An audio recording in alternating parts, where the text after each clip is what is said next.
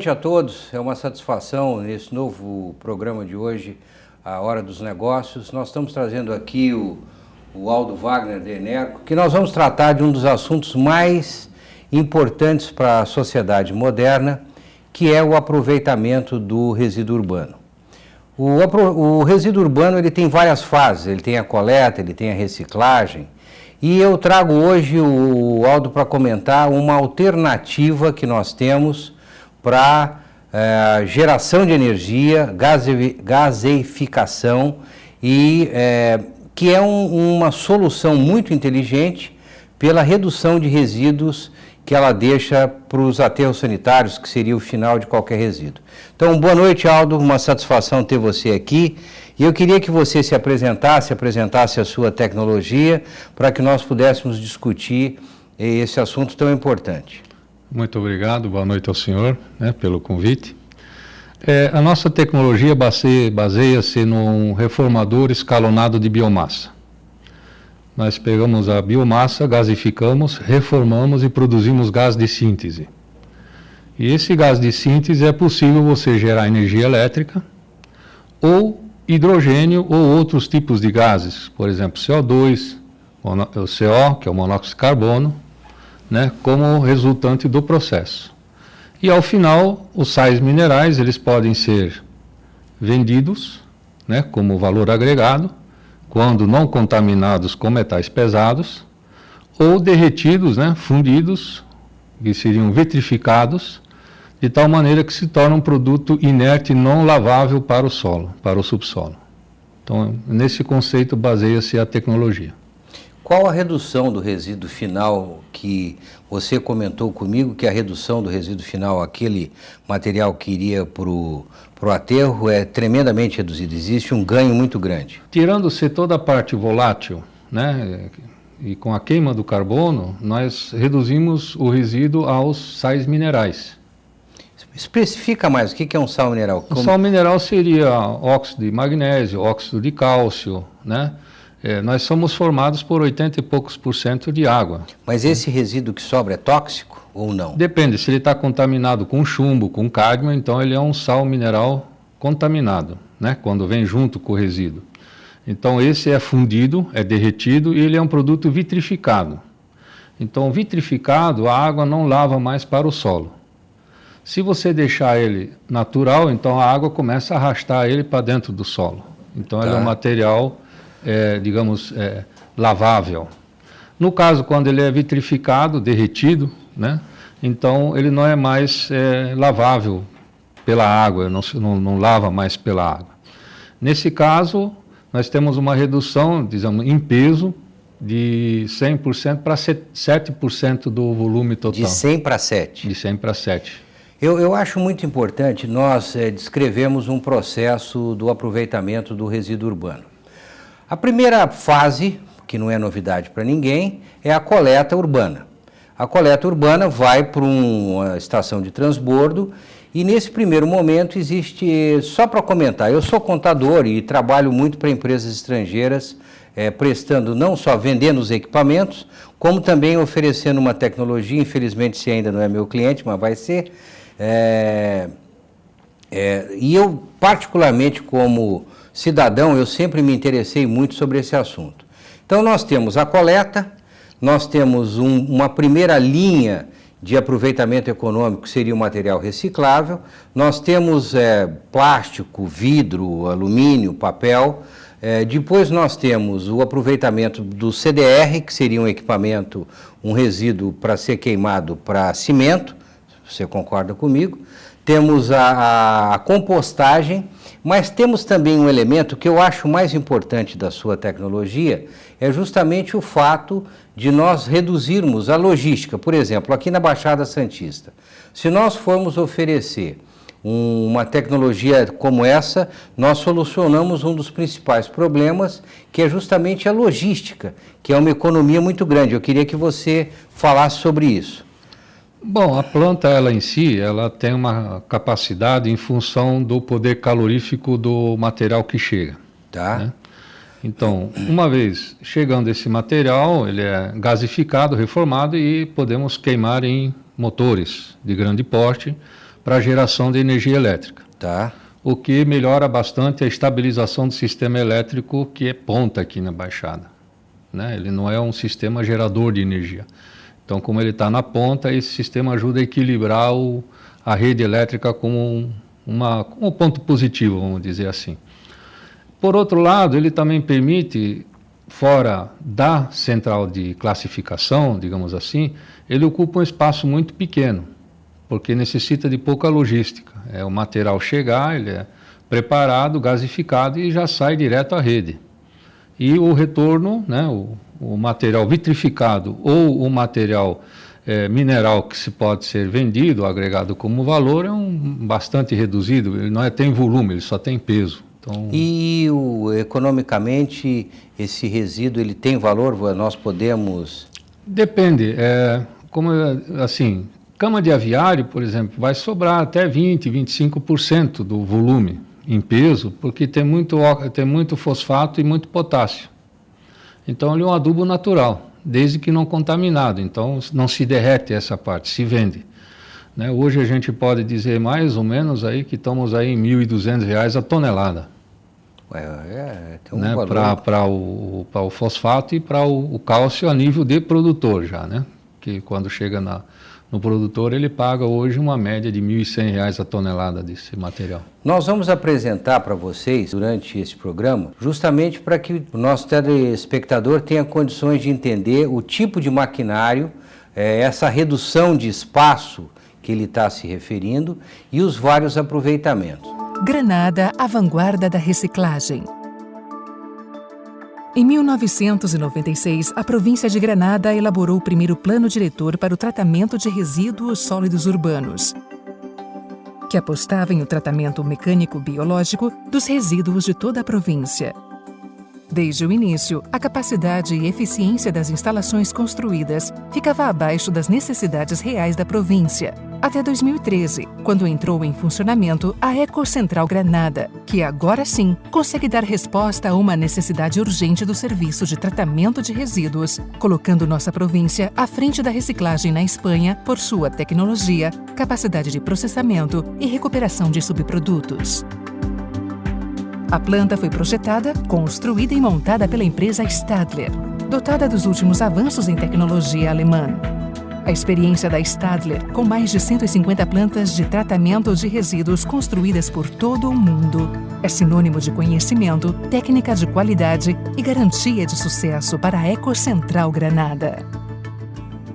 O projeto previu um investimento de aproximadamente 20 milhões de euros, financiados pelos Fundos de Coesão Europeus, pela Junta de Andalucia e pela província de Granada, com a finalidade de atingir os objetivos que hoje são realidade na Ecocentral Granada. Estes objetivos são: grande incremento na recuperação de subprodutos com ampliação de sua capacidade e com a automatização das linhas de processo, a construção de uma nova planta de afino, outra de tratamento de resíduos, assim como a adequação das zonas de armazenamento de subprodutos. A Ecocentral Granada tem uma capacidade para processar até 450 mil toneladas de resíduos ao ano. Este processo começa com a recepção e pesagem dos caminhões que transportam os resíduos desde as plantas de transferência repartidas por toda a província até a Ecocentral Granada. Uma vez depositados os resíduos na zona de descarga, mediante uma garra hidráulica, é feita a entrada do material recepcionado para começar o processo propriamente dito. Os resíduos passam por uma primeira cabine de triagem, onde começa a primeira classificação dos subprodutos: vidro, férricos, papel e papelão. Começamos a recuperar. Estes valiosos materiais são depositados em containers para seu posterior transporte até as empresas recicladoras. Outros materiais que podem obstruir o processo posterior de recuperação também são separados do fluxo e levados a um depósito de lixo controlado. O resto dos resíduos continua na linha de processo para sua classificação. Este fluxo continua até a peneira giratória primária, onde os resíduos são peneirados, girando duas novas linhas de processo. Materiais inferiores a 80 milímetros, formados na maioria por matéria orgânica, e matérias maiores que 80 milímetros, que constituem o transbordo da peneira giratória. da fração orgânica separada pela peneira, é recuperado com a ajuda de um eletroímã o material férrico que possa existir. Estes serão enviados à prensa de férricos, onde serão preparados os fardos que seguirão para as empresas recicladoras. Materiais férricos recuperados. Enquanto isso, o resto da fração orgânica é enviado para containers mediante uma esteira rotativa e será transportado para a área de compostagem. Lá, mediante o processo biológico controlado e a ação das máquinas giratórias, conseguiremos sua estabilização e, como resultado, o material apto para o seu uso como composto. Matéria orgânica recuperada. Lembramos que na peneira giratória primária, a matéria foi classificada em fração orgânica menor que 80 milímetros e, no resto, maior que estes 80 milímetros, também chamado de transbordo da peneira giratória. Pois bem, este fluxo de resíduos ainda é o grosso do material a ser processado. Por isso, ele passa por uma segunda peneira giratória, denominada peneiras de embalagem, onde classificaremos os resíduos em materiais soltos de 80 a 200 milímetros, sacos fechados e embalagens de 200 a 350 milímetros, e o resto maior que 350 milímetros. Os materiais soltos de 80 a 200 milímetros irão através de uma esteira transportadora diretamente ao separador balístico. Os outros dois fluxos de materiais peneirados são introduzidos em uma segunda cabine de triagem para uma nova separação manual de papel e papelão, sucata e algumas embalagens de plástico. Neste caso do fluxo, que ainda contém sacos fechados, é introduzida uma máquina rasga-sacos depois da cabine de triagem secundária, liberando os materiais recuperáveis. Este fluxo é conduzido a um segundo separador balístico. Os balísticos são equipamentos com pás inclinadas dispostas em forma de pedais, de tal forma que seu movimento provoca a separação dos resíduos em 3 fluxos. Material fino inferior a 80 milímetros, que será incorporado à fração orgânica resultante da peneira primária. Os materiais planos recuperáveis, como papel e sacos de plástico, que serão aspirados e transportados até a cabine de triagem secundária, onde se submeterão a um controle de qualidade. E, finalmente, a chamada fração rolante, que é o fluxo mais rico em subprodutos. Da fração rolante extrairemos alumínio, aço, Tetra Paks e diferentes tipos de plásticos. Em primeiro lugar, separamos o aço do resto dos materiais com a ajuda de um eletroímã para enviá-lo à prensa de férricos e, seguidamente, às empresas recicladoras. Aço recuperado. O resto dos rolantes passa agora por uma das partes mais técnicas da Ecocentral, já que sua classificação é feita de forma automática mediante separadores ópticos, que utilizam raios infravermelhos para identificar os distintos tipos de materiais. Uma vez identificado o material que se deseja separar, o computador do equipamento dá um sinal para que, mediante jatos de ar comprimido, o material desejado salte ao recipiente correspondente. Para conseguir a separação dos diferentes materiais, são utilizados 4 separadores ópticos em cascata. Em um primeiro separador óptico, separamos o plástico do que não é plástico. Aqui, abrimos 2 novas vias, onde o não plástico é classificado novamente por outro separador óptico que distingue Tetra Paks de alumínio. Paralelamente, os plásticos são classificados de novo por outro separador óptico que discrimina entre PET, típica garrafa de plástico transparente, PEAD, polietileno de alta densidade, como por exemplo embalagens de produtos de limpeza, e plástico misturado, por exemplo, embalagens de iogurtes. Mesmo que o índice de acerto dos separadores ópticos seja próximo de 90%, todo o material classificado é revisado manualmente na cabine de controle de qualidade para corrigir possíveis erros. Na cabine de controle de qualidade, o fluxo de resíduos é finalizado e os distintos materiais são depositados em bunkers, onde serão armazenados até serem enviados às prensas. Lá são produzidos fardos compactos que serão etiquetados e depositados nas zonas de armazenamento, à espera dos caminhões que finalmente os transportarão às empresas recicladoras. PET, PEAD, plástico misturado, Tetra Paks e alumínio recuperados.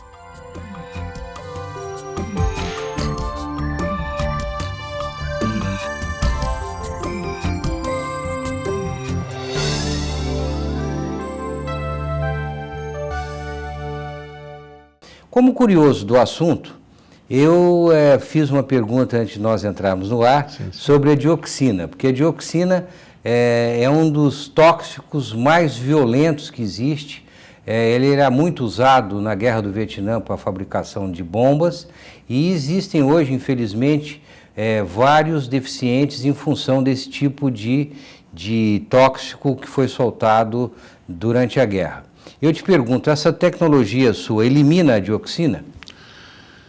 Em parte, pouco, mas não é gerador de dioxina, por ser um sistema de gasificação, não por ser um sistema de combustão direta. No caso, a combustão direta de materiais que contêm cloro geram dioxinas e furanos. Tá.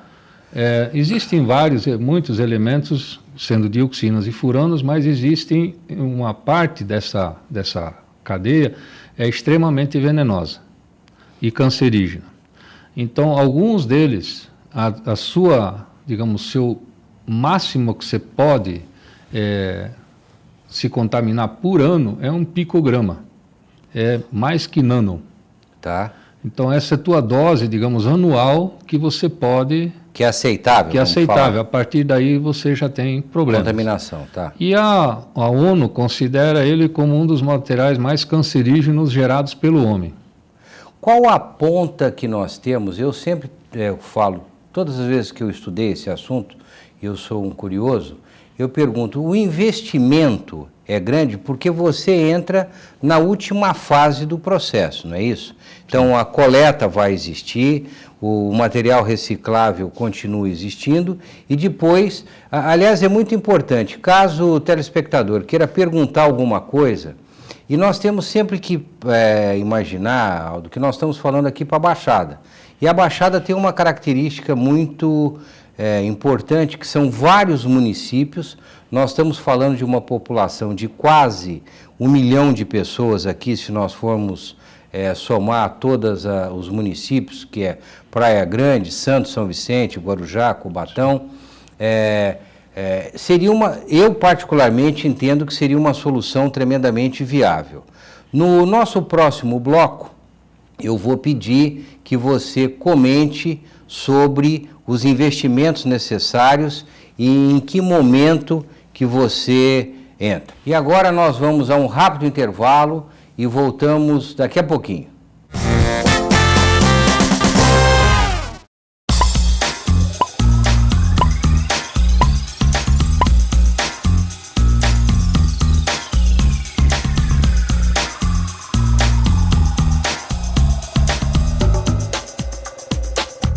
Sabe como o Greenpeace está no seu dia? Cuidando para os alimentos transgênicos serem rotulados. Sabia que eles são cheios de agrotóxicos? Para sugerir soluções para as mudanças do clima que andam dando susto por aí. E pesquisando políticas energéticas menos poluentes, como a eólica e a solar. Para você saber se a carne que consome está desmatando a Amazônia. Para cuidar que milhares de espécies não sumam dos mares. Nem da sua mesa. Informe-se, participe, colabore. Greenpeace.org.br.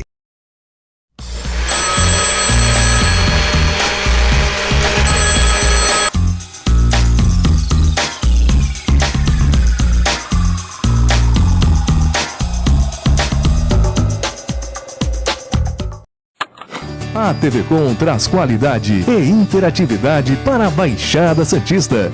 Nos preocupamos constantemente com a qualidade de nossas produções. Por isso, investimos em equipamentos e profissionais qualificados.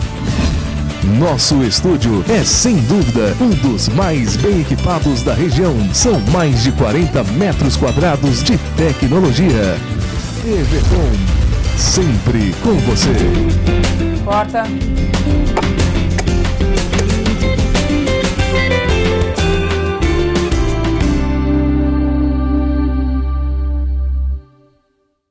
Qualquer causa social na vida, a gente tem que pensar primeiro na alimentação, porque sem se alimentar, ninguém vai a lugar nenhum, ninguém consegue ser nada nem ninguém na vida.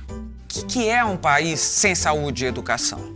Na melhor das hipóteses, é um projeto de país. No desejo de ajudar a fazer uma diferença, eu decidi escolher uma entidade séria, sem conotação político-partidária e com uma bandeira que fosse inteligente, de eficiência comprovada. E ela atua graças a parcerias e colaboradores. Pessoas que enxergam a criança como prioridade, como tem que ser. Os nossos futuros estão definitivamente ligados. Se você ajudar a ação criança, você está ajudando a si mesmo. A Ação Criança precisa de mais pessoas bacanas, como você, empresário consciente. Você é mais que bem-vindo. Fundamental para que a Fundação ajude mais crianças como eu. Os parceiros nutrem a Ação Criança. E a Ação Criança nutre todas as crianças deste país. Porque, como sabemos, uma mão lava a outra. E antes das refeições, é bom lavar também.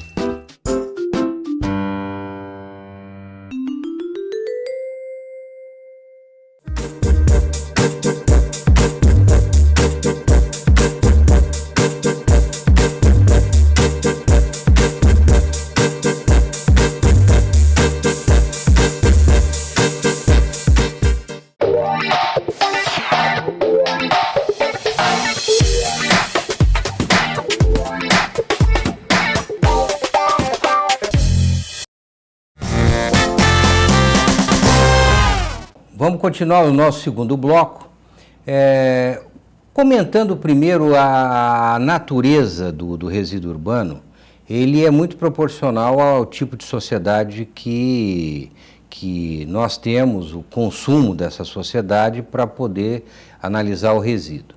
Então, o resíduo, eu falei rapidamente, é um vidro, é uma madeira, é um alumínio, são vários tipos de plástico, são PETs de várias naturezas, papelão. Eu queria que você descrevesse um pouco do processo. Eu posso te entregar todo esse material e esse material ele pode ser aproveitado? Sim, todo esse material pode virar energia elétrica, né? Por ser biomassa. É considerado biomassa. Um plástico, antes de ser plástico, era gás. Passou por um processo industrial, virou plástico. Uma madeira, antes de ser madeira, era gás, né? Hidrogênio com oxigênio juntos viram água. A água vai na planta, vai na madeira. Então a planta ela busca o carbono, ela busca a água do solo, ela busca os sais minerais e se compõe numa árvore. Isso é biomassa, tá certo? E essa biomassa pode ser transformada em gás novamente. E esse gás pode servir como combustível para gerar energia elétrica, gerar hidrogênio para células de combustível. Quer dizer, você tem a matéria-prima, né, na sua cidade, perto da sua casa já. Então, quer dizer, lixo hoje é combustível, matéria-prima para combustível. Você comentou que é uma tecnologia alemã. Você pode registrar plantas como essa da Enerco, com a mesma tecnologia, em que países que já existe essa tecnologia sendo aplicada? Nós temos assim, o detentor da tecnologia, ele tem alguns acordos de transferência de tecnologia da licença da patente dele, através da Enerco aqui no Brasil. Existe uma transferência de tecnologia para a Índia, onde existe uma planta de classificação e transformação do lixo em gás em energia elétrica. Já sendo utilizada hoje? Sim, é isso já que eu tem quero operação falar. 2 anos já. Tá. Ela está em Pune, na Bangladesh, perto da Índia lá. Tá. E tem outras 5 plantas que são também de utilização na área do setor sucroalcooleiro indiano. Tem algumas aplicações.